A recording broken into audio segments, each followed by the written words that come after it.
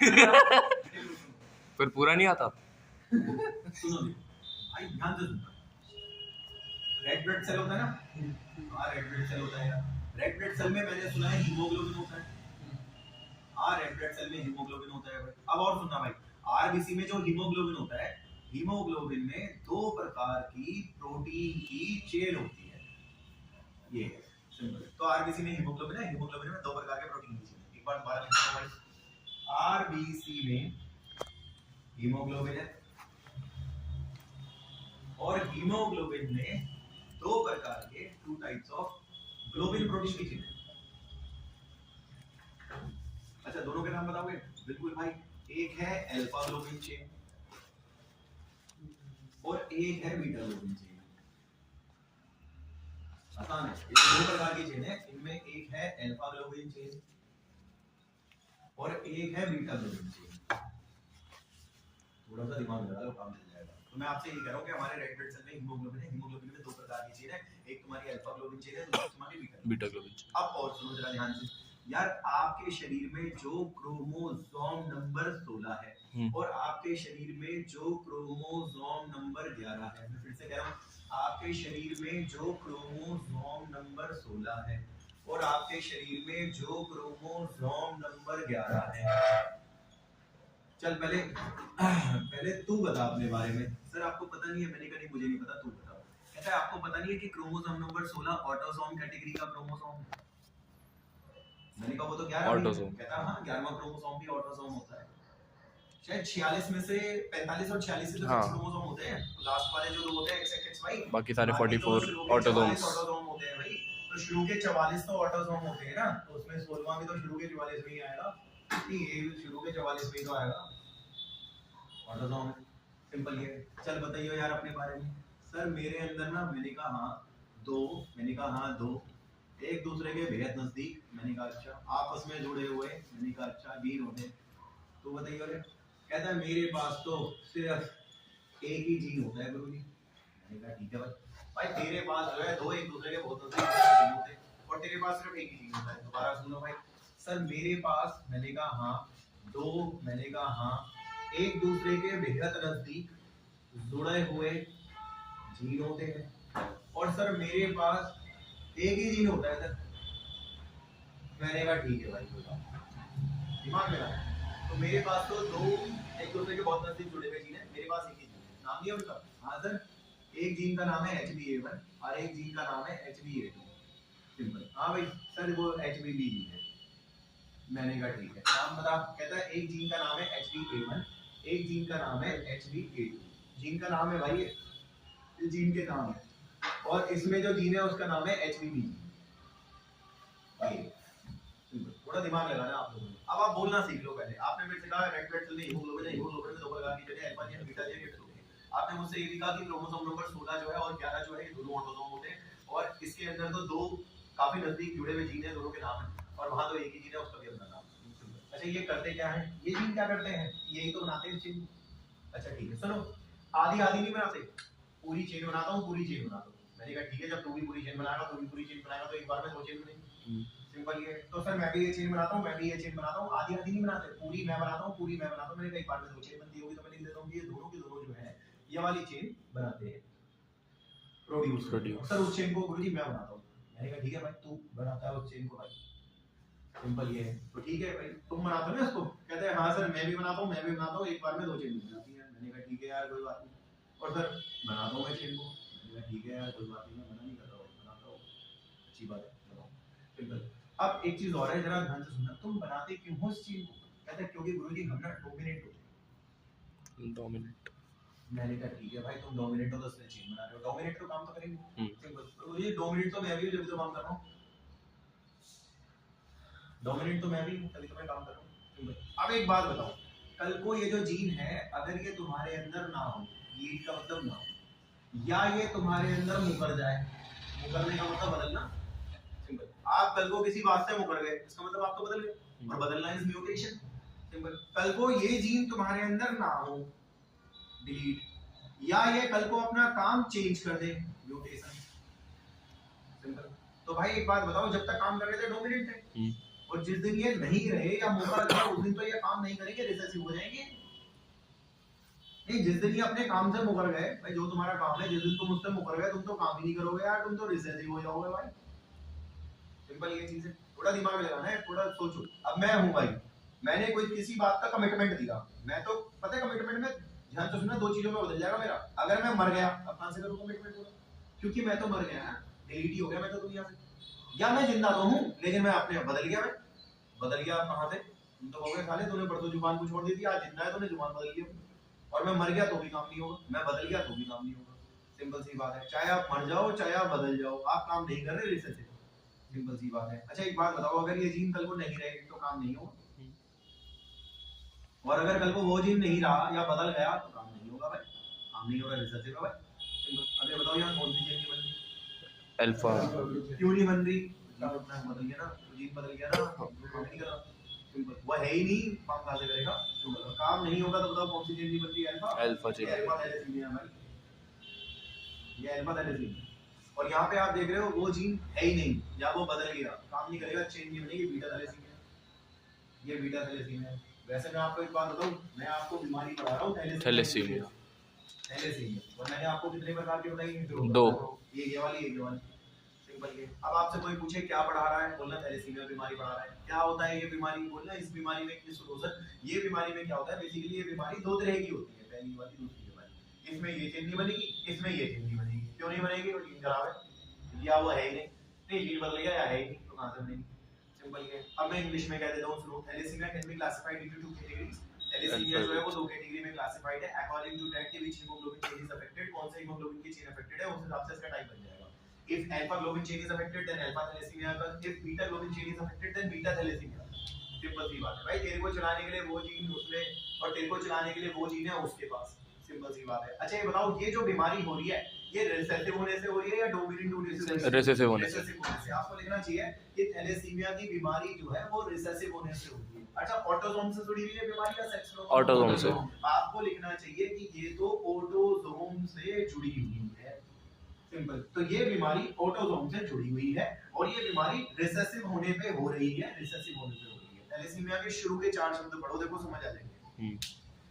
Autosomal linked recessive disease, ऐसे लिखा हुआ है, ये रहा भाई ऑटोसोमल लिंक्ड रिसेसिव डिजीज, क्योंकि आप देख पा रहे हैं ऑटोसोम क्रोमोसोम है उनसे जुड़ी हुई है और ऊपर से रिसेसिव होने से हो रही है, तो रिसेसिव डिजीज है भाई। अच्छा एक चीज और है भाई, यहाँ से 5 लाइन नीचे चले जाओ, आपको लिखा मिलेगा थैलेसीमिया कैन बी क्लासिफाइड, ऐसे लिखा हुआ साफ साफ लिखा होगा, thalassemia can be classified. Thalassemia जो है क्लासिफाइड है इनटू टू कैटेगरीज, दो कैटेगरीज में, अकॉर्डिंग टू दैट कि कौन से हीमोग्लोबिन की चेन नहीं बन रही, ये भी लिखा हुआ है, according to which haemoglobin chain is affected. फिर आगे बढ़ो, लिखा हुआ है अल्फा थैलेसीमिया में अल्फा ग्लोबिन चेन नहीं बन रही होगी, जबकि बीटा थैलेसीमिया में बीटा ग्लोबिन चेन नहीं बन रही होगी, ऐसे करके लिखा हुआ है।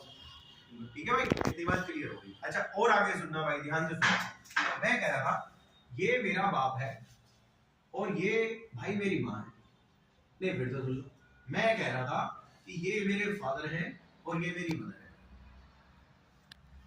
ये अब स्वस्थ है, तो एक बात बताओ, बाप के अंदर तो होंगे ही ना HbA1 HbA2, और ये तो मां के अंदर भी हूं, HbA1 और HbA2।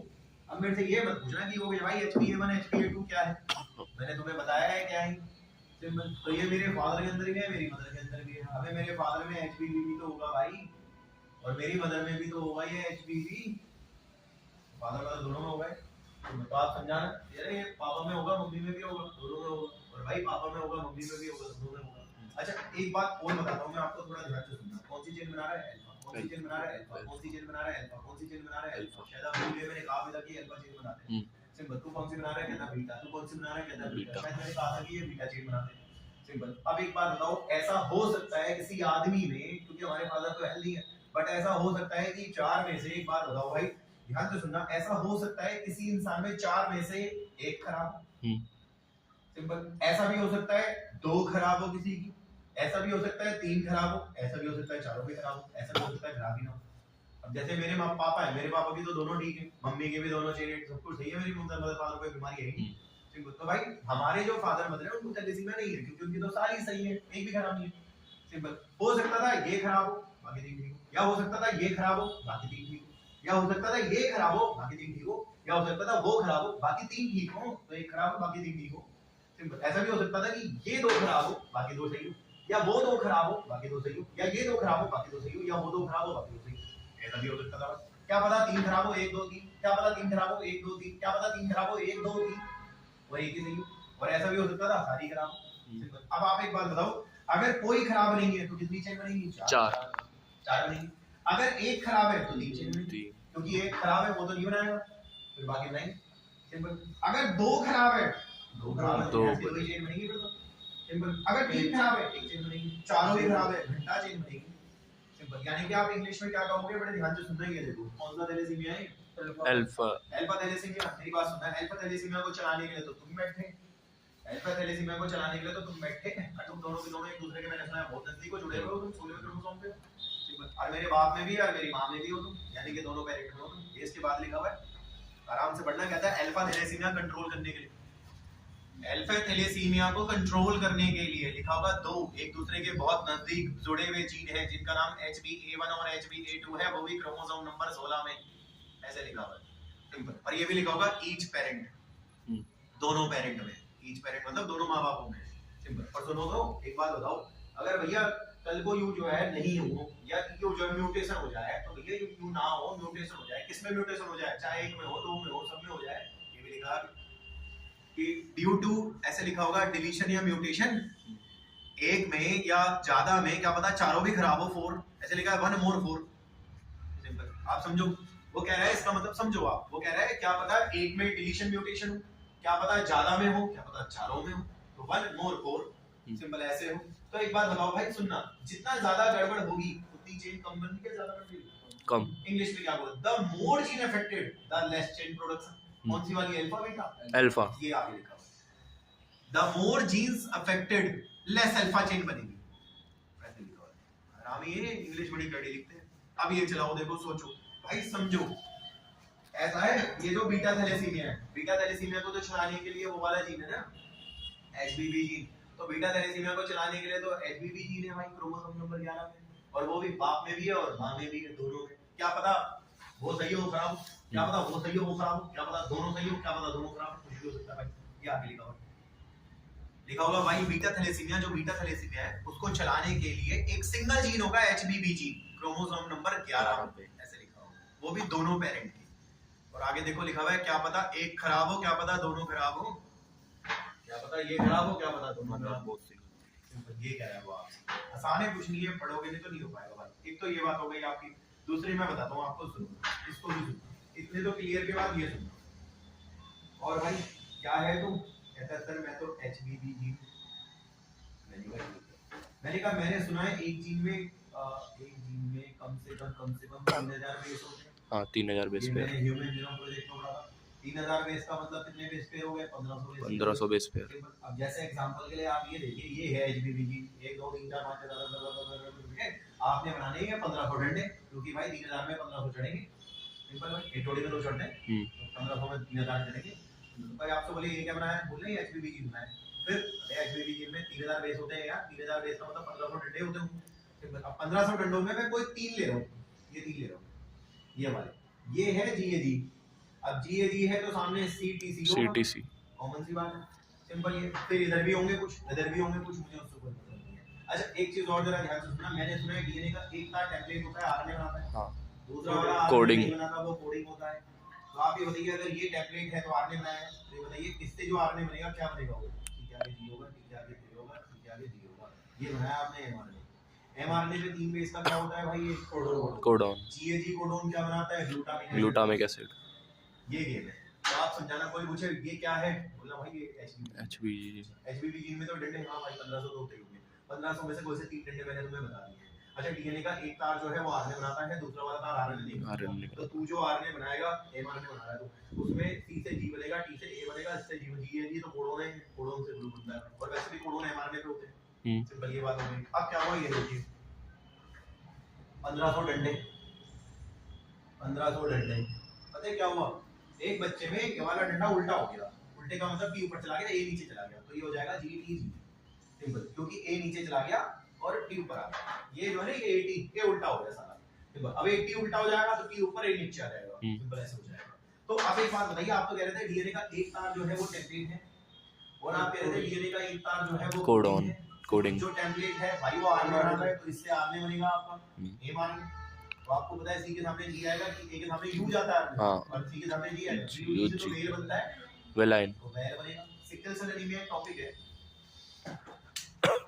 Sickle cell anaemia, sickle cell anaemia के चित्र को नीचे देखिए, चित्र में जो डायग्राम है, डायग्राम के नीचे देखिए लिखा होगा जीएजी, जीएजी ठीक है ना, जीएजी, जीएजी के सामने देखिए लिखा हुआ है सीटीसी, ये लिखा हुआ है। और डायग्राम बनाया ना उसमें अचार जैसा, उसके नीचे देखो आपको जीएजी लिखा मिलेगा, जीएजी के नीचे भाई सीटीसी लिखा होगा, सीटीसी के नीचे देखिए एमआरएनए जीएजी लिखा होगा और नीचे छठे नंबर पे ग्रुप होगा।